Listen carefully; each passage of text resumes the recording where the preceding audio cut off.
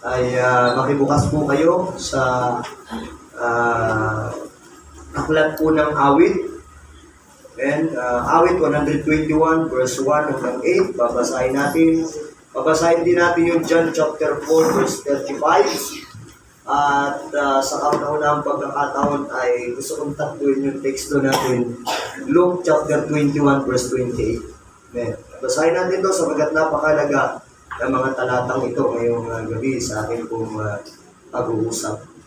Unahin natin yung awit 121 verse 1 hanggang 8. Amen. At magsabi po kayo ng amen.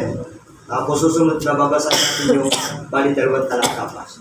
Amen. So dito sa awit 121 verse 1 hanggang 8 ay may nakasulat na ganito. Ititingin ko ang aking mga mata sa mga bundok. Saan baga manggagaling ang aking saklulo? Ang saklulo sa akin ay nanggagaling sa Panginoon na gumawa ng langit at lupa. Hindi niya titiising ang paamoy makilos. Siyang nag-iingat sa iyo ay hindi iidlip. Verse 4, narito, siyang nag-iingat ng Israel, hindi iidlip ni matutulog man. Verse 5, ang Panginoon ay tagapag-ingat sa iyo. Ang Panginoon ay lilimo sa iyong kanan. Hindi ka sasaktan ng araw sa araw, ni ng buwan man sa gabi. 7, iingatan ka ng Panginoon sa lahat ng kasamaan. Kanyang iingatan ang iyong kaluluwa. Iingatan ng Panginoon ang iyong paglabas at ang iyong pagpasok mula sa panahong ito at sa magpakailanman.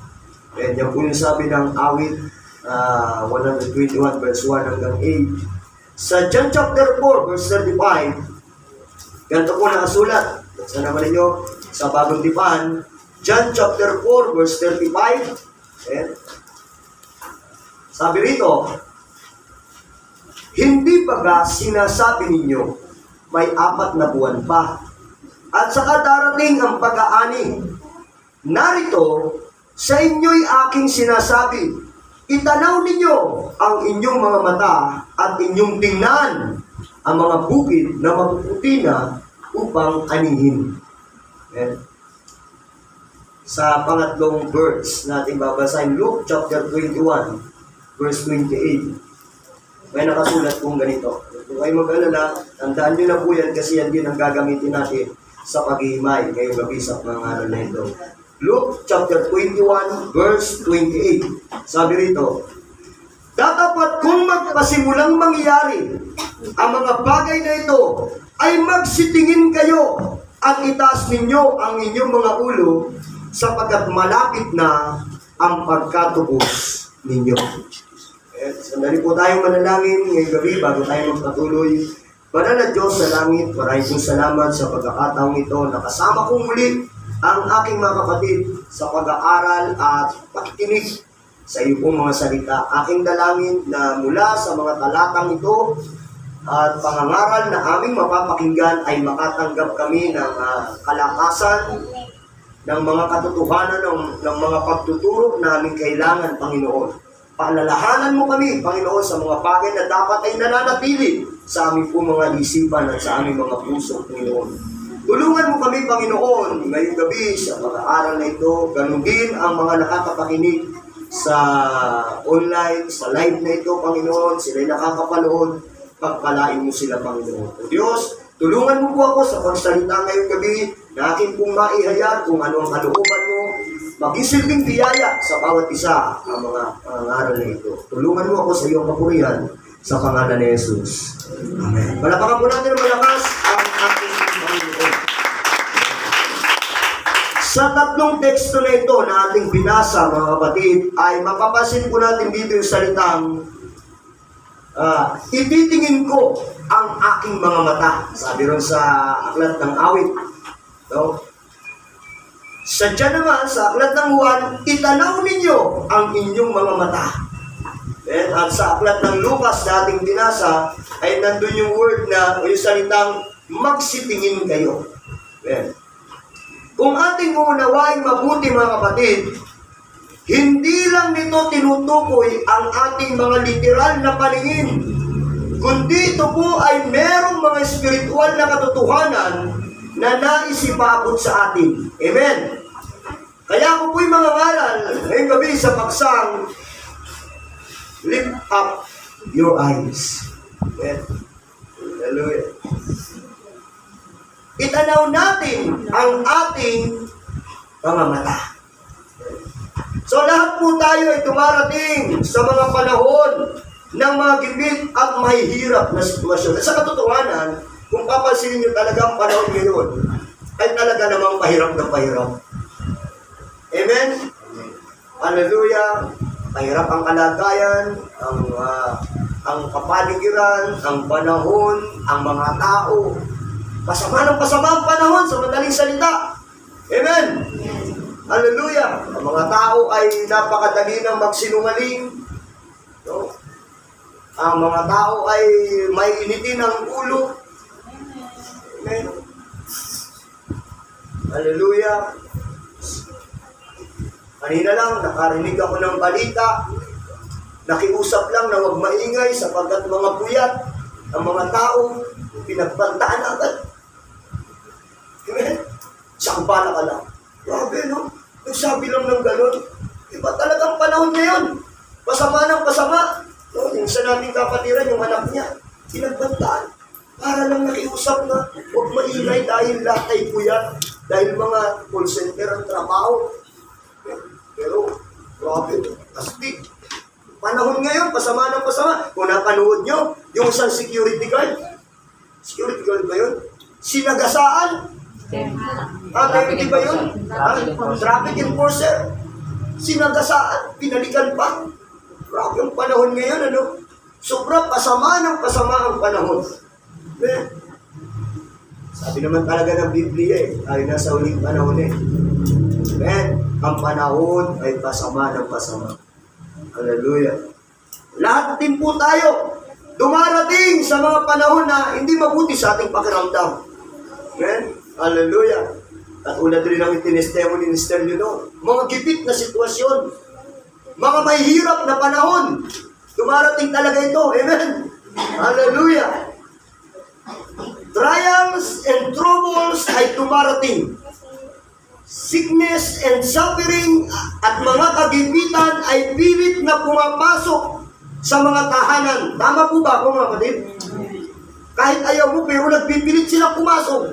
Ba't kaya ganun? Ayaw mo naman. Pero nagpipilit pumasok. Nandyan din yung patuloy na paghirap ng ating economic conditions na talagang nakaka-discourage. Amen? Kahit na marami ang nagsabing pahalwanin ang Pilipinas. At sa katotohanan, apektado pati ang mga simbahan.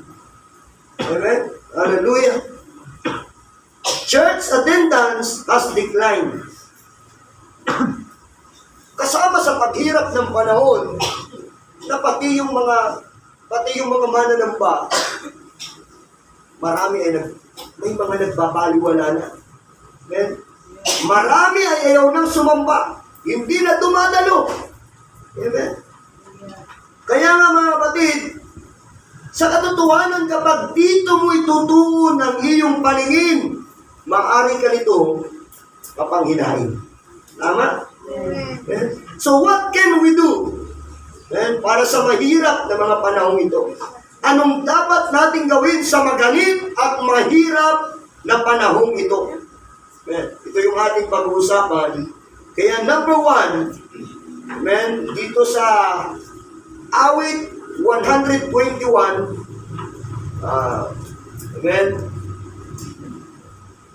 nandito yung pagtuturo. Sa awit 121, verse 1. Ganito. Ito yung dapat nating gawin. Napakahalaga na sundan natin yung halimbawa nitong si Haring David. I will lift up mine eyes unto the hills. Sabi ni Haring David dun sa awit 121 verse 1, at ititingin ko ang aking mga mata sa mga bundok. Saan baga nang gagaling ang aking saklolo? So ito yung ating tingnan ngayong gabi. Amen. Sa bahaging ito, we can lift up our eyes for help. Amen. Itingin natin ang ating mga mata. Amen. Sa binasa nating talatang ito, mapapag-unawa po natin ang sitwasyon nitong si Haring David. He was in trouble. Amen. Siya'y nag-aalala araw at gabi. Amen. Kaya nga siya'y nagpasya na itaas ang paningin sa Panginoon at ito rin ang ating dapat gawin kung may mga maganit, mahirap, mabigat na mga panahon o sitwasyon sa ating buhay. Amen. Itanaw mo ang iyong paningin. Tingnan mo ang Diyos at ang kanyang tulong. Amen. David decided to look up. Sabi ng ating talatang binasa sa verse 2, amen, 121 verse 2, my help comes from the Lord. Amen. Ang saklulo sa atin ay nanggagaling sa Panginoon na gumawa ng langit at lupa. Ito yung ginawa nitong si Haring David. Amen. Tinignan niya yung kanyang omnipotent creator. Amen. Dapat ganito natin tinitingnan ng Diyos. Pag sinabing omnipotent creator, kayang gawin ang lahat. Amen. Hallelujah. Pag may mahirap na sitwasyon, ituon natin ang ating paningin sa Diyos na kayang gawin ang lahat ng bagay. Ito'y isang pagpapayo, hindi lang basta payo, kundi ini-apply talaga ni Haring David sa kanyang buhay. Alalahanin natin na walang bagay na mahirap sa Diyos. Amen. Jeremias chapter 32 verse 27, narito, ako ang Panginoon, ang Diyos ng lahat ng tao. May anumang bagay baga na totoong mahirap sa akin. Okay? Kapag may mabibigat na sitwasyon, ito ang isa sa maganda nating gawin. Tingnan mo ang Diyos sa iyong spiritual na paningin. Tingnan mo ang kanyang tulong na kayang gawin sa iyo. Okay? Walang mahirap sa Diyos. Kahit na anong hirap ng panahon, amen, yan ang dapat nating gawin. Okay? Ano pa ang ginawa nitong si David, mga kapatid? Amen? Sa verse 3 and 4 ng awit 121, sabi rito, verse 3 and 4, hindi niya titising ang paamoy makilos. Siyang nag-iingat sa iyo ay hindi iidlip. Narito siyang nag-iingat ng Israel, hindi iidlip ni matutulog man. Amen? He looked up to his omnipresent Lord. Ito yung ginawa nitong si Haring David. Ang Diyos ay di natutulog sa kahit na anong panahon o sitwasyon. Siya ay naroon, mga kapatid. Amen? Siyang nag-iingat sa iyo ay hindi iidlip. Sabi ng talatang ating binasa. Amen? Kaya nga mga kapatid, sa mga mahirap na sitwasyon, tumingin ka sa Diyos sa pamagitan ng pagtitiwala. Ibig sabihin, naroon ang Panginoon. Amen? Hindi nalilingid sa Diyos ang lahat ng bagay sapagkat sa kahit na saan, dumuro ng Panginoon. Hindi siya natutulong para isipin mo, baka wala ngayon ng Panginoon.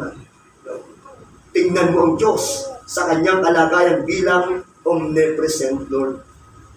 Kapag ganito ang ating pong kaisipan, mga kapatid, naghahatid dito sa atin ang kalakasan.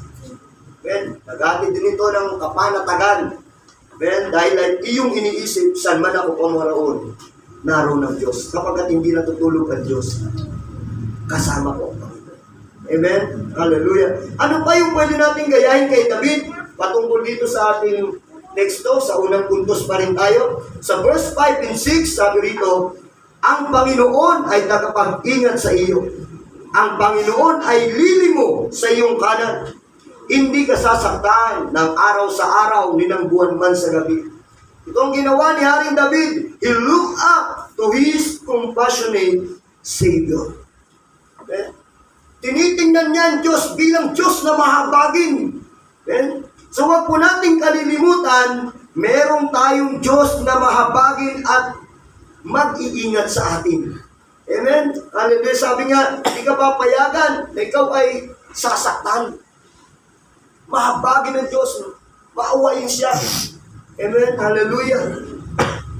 So, itinuturo rin sa atin ni David na meron tayong Diyos na nagbabantay sa atin.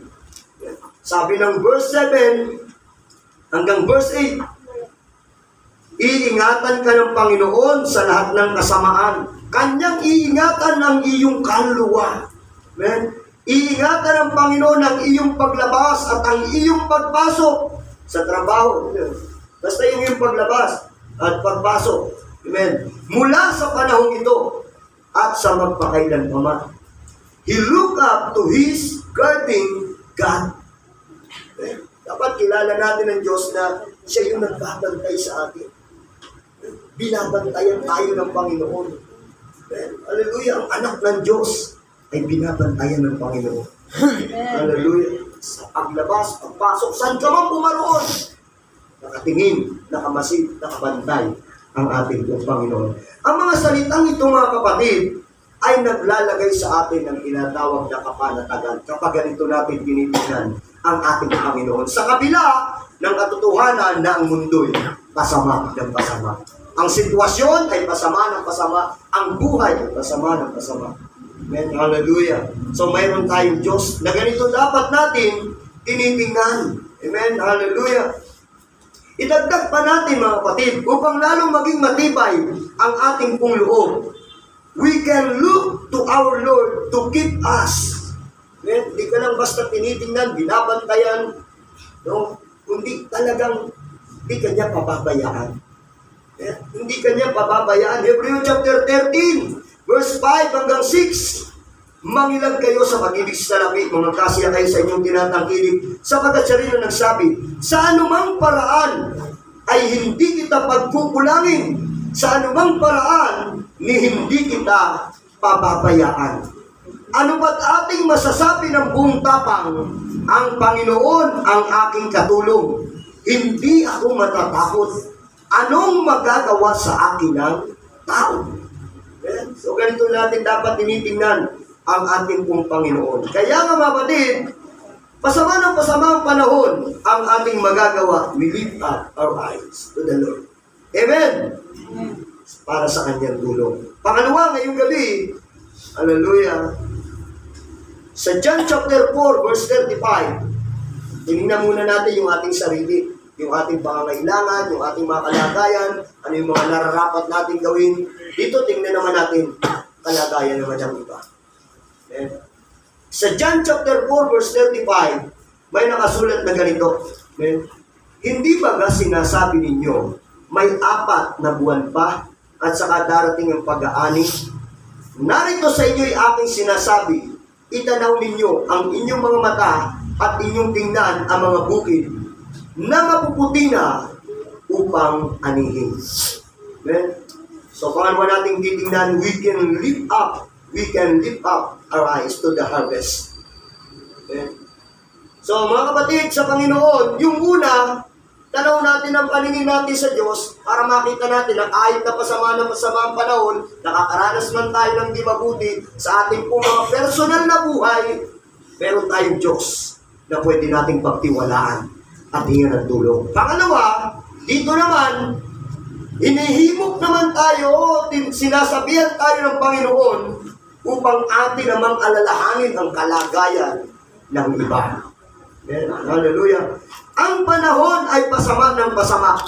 Imulat natin ang ating mga mata at itanaw ang ating paningin sa upang ating makita, mga kapatid, ang mga taong naliligaw at mapapahamak ang kaluluwa doon sa impyerno.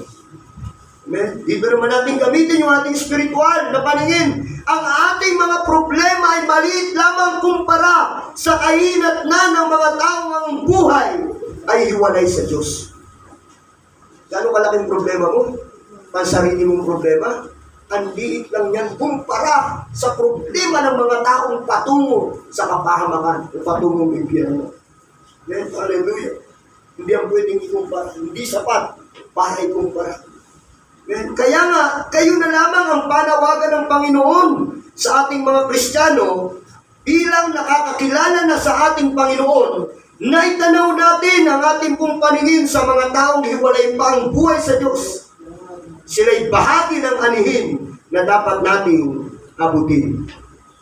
Salamat sa mga nagpa-follow up. Salamat sa mga umahayo. Salamat sa mga nagtitestimony. Salamat sa mga nagpapahalaga sa kaluluwa ng mga tao kahit hindi natin sila kaano-ano o kakilala. Salamat mga kapatid. Hallelujah. Itunod na lang natin yung ating paningin doon sa mga anihin.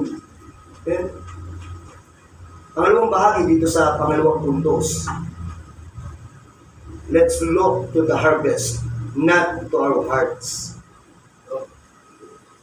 Bigyan natin ng pansin ang mga taong dapat nating inaakay sa Panginoon sa halip na lagi na lang nating tingnan ay ang ating mga hirap at sakit. Huwag mo na lang laging tingnan yung iyong sakit sa buhay.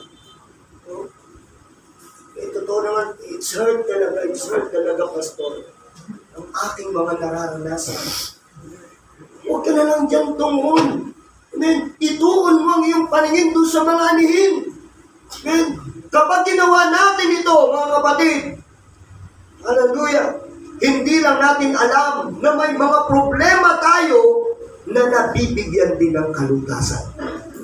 Habang inaalala mong kapakanan ng iba, habang nagbibigay ka ng panahon para sa mga taong patungo sa kapahamakan, yung buhay mo, nasabi ni Pastor Jonathan, kung minsan ang sarili mo hindi mo na naiintindi, mayroong Diyos na gumagawa para sa iyo. Amen, mga kapatid? Hallelujah! May problema tayo na nabibigyan din ng kalutasan. Habang gumagawa ka sa kalooban ng Diyos, ang Diyos ay meron ding mga ginagawa sa buhay mo. Amen.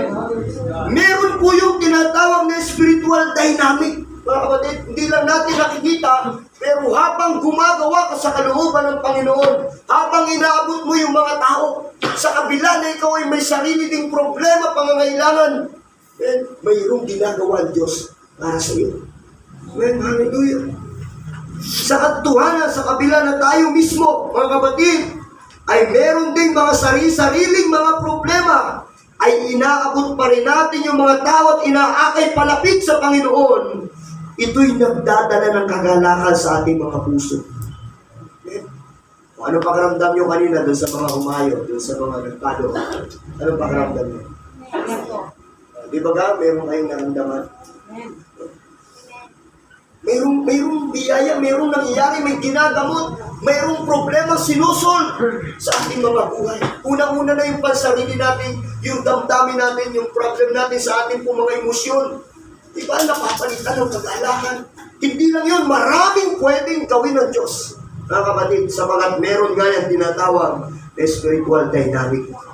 Amen, hallelujah. So, sa ating personal, kagalakan sa ating puso.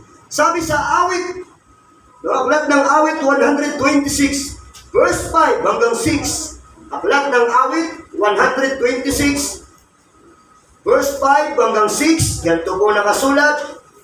Amen. Sila na nagsisipaghasik na may luha. Ibig sabihin niyan, may sariling problema. May luha din sila eh. May sarili din silang problema, pero ang ginagawa nila, umabot ng mga tao. Umabot pa rin. Mag-isip pa rin sa kapakanan ng iba na kahit hindi nila kano-ano. Tuloy natin ang basa.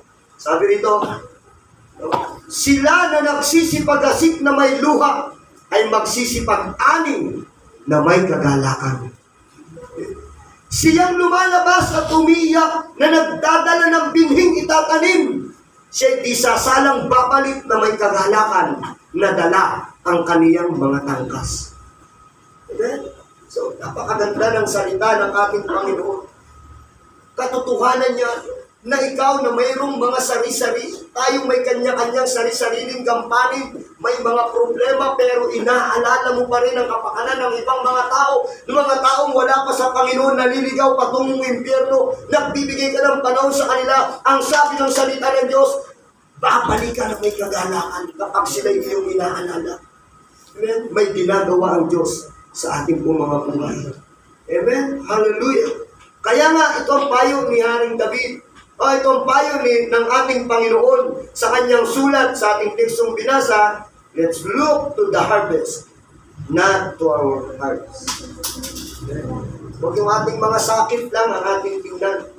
Saan pa natin dapat na ituon ang ating paningin, mga kapatid? Amen? Pangatlo, ngayong gabi. Amen? Sa panahong ito, napasama ng pasama ang panahon. Amen? Hindi natin maunawaan ang nangyayari. We can lift up our eyes for His coming. Amen? Yan yung sinasabi rito sa Luke chapter 21 verse 28. Amen? Ang sabi rito, datapwat kung magpasimulang mangyari ang mga bagay na ito, ay magsitingin kayo at itaas ninyo ang inyong mga ulo sapagkat malapit na ang pagkatubos ninyo. So, masdan natin, malapit na ang pagdating ng ating Panginoon. Huwag mong aalisin dito ang iyong spiritual na paningin sapagkat walang nakakalam kung kailan babalik si Jesus. Nararapat lamang na lagi kang nakatingin sa mangyayaring ito. Nagbabantay ka. Tinitingnan mo, iniisip, baka biglang tumating ang Panginoon. O kung ikaw man ay nasa lugar ng paghihirap o kabigatian, problema sa piling ng iyong buhay, isipin mo pa rin, malapit nang bumalik ang Panginoon. Darating na si Lord. Amen? Hallelujah! Napakahalaga nito, mga kapatid. Sabi nga dito sa Luke chapter 21 verse 25 hanggang 26. Ibaba nyo lang yung basa. Amen? Sabi rito, at magkakaroon ng mga tanda sa araw at buwan at mga bituin, at sa lupa'y magkakaroon ng kasalakan sa mga bansa na matitilihan dahil sa ugong ng dagat at mga daluyong. Verse 26, magsisipang lupaypay ang mga tao dahil sa takot at dahil sa paghintay ng mga bagay na darating sa ibabaw ng sanlibutan, sapagkat mangangatal ang mga kapangyarihan sa mga langit. Amen? So yan dalawang talatang yan, mga kapatid, ay naghahayag ng masamang kalagayan ng panahon na ito rin ay nagahayag ng nalalapit na pagbabalik ng ating pong Panginoon. Amen? Kaya ituon natin ang ating paningin sa malapit ng pagdating ng ating Panginoon. Amen? Una, pag ginawa mo yan, mababantayan mo ang sarili mo. Mababantayan mo ang sarili mo. Iingatan mo yung sarili mo eh. Kasi baka biglang, isipin mo lagi, baka biglang bumalik si Lord, ganito ang kalagayan. Kung ikaw ay patumpik-tumpik, pahina-hina kang Kristiyano, pawala-wala kang Kristiyano, kung ano-anong pinagagagawa mo, nahiwalay sa kalooban ng Panginoon, walang koneksyon sa kalooban ng Diyos, baka bumalik si Lord, baka dumating na si Lord, paano ako? Kaya may pakinabang ang pagtingin sa pagbabalik ng ating Panginoon. Sa kapakanan ng iba, meron kapakinabangan ito. Inaalala natin ng ibang mga tao, baka bumalik na si Lord. Kawawa ang mga taong ito na hindi pa nakakilala sa ating pong Panginoon. Amen? Hallelujah! So, hayag ang mga palatandaan. Itong aklat ng Lukas nating binasa, 2 talata lamang, mga kapatid, naghahayag ng masamang panahon, naghahayag ng nalalapit na pagbabalik ng ating pong Panginoon. Merong mga tinatawag na trouble in nature. No? Yung po yung mga nangyayaring kalamidad, bagyo, lindol, kapahayagan yan at pagbabalik na ng ating Panginoon. Nang malapit ng pagbabalik ng ating Panginoon. At meron ding tinatawag na trouble in nations. Trouble in nations. Amen? Yung pandemya, salot, kahirapan, kagutong, digmaan ng mga bansa sa bansa. Kapahayagan yan.